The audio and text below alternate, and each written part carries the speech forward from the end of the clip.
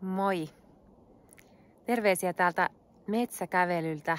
Tulin tänne Sipoon rantaan, eli tuolla näkyy vähän merta. Tulin tänne samalla tekemään tätä hartautta ja keräämään käpyjä mun kirjan julkkareihin, jotka on siis sunnuntaina. Tässä vielä lyhyt mainos ja tervetuloa toivotus sinne. Siellä sitten selviää, että mihin niitä käpyjä tarvitaan.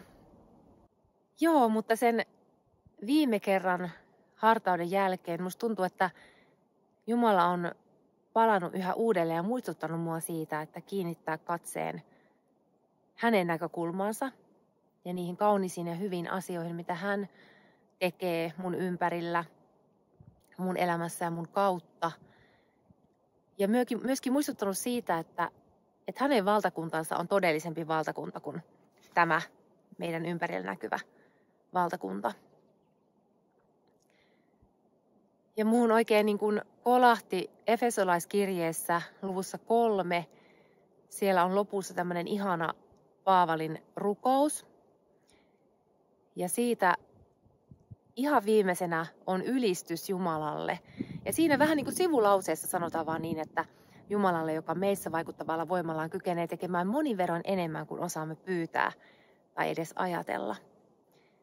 Ja se on ehkä yksi semmoinen Jumalan näkökulma, mitä on viime aikoina pohtinut ja jotenkin itselleni puhunut, että ne olosuhteet tai vastoinkäymiset tai omassa itsessä olevat heikkoudet tai rajoitteet tai mitkä tahansa tulevaisuuteen liittyvät pelot, niin ne ei ole niin kuin se koko totuus, vaan se Jumalan valtakunnan totuus ja todellisuus on suurempi. Hänen ajatuksensa on paljon meidän ajatuksien yläpuolella, niin kuin Jesajan kirjassa sanotaan. Ja hän tosiaan kykenee tekemään sellaisiakin asioita, mitä me ei osata edes pyytää.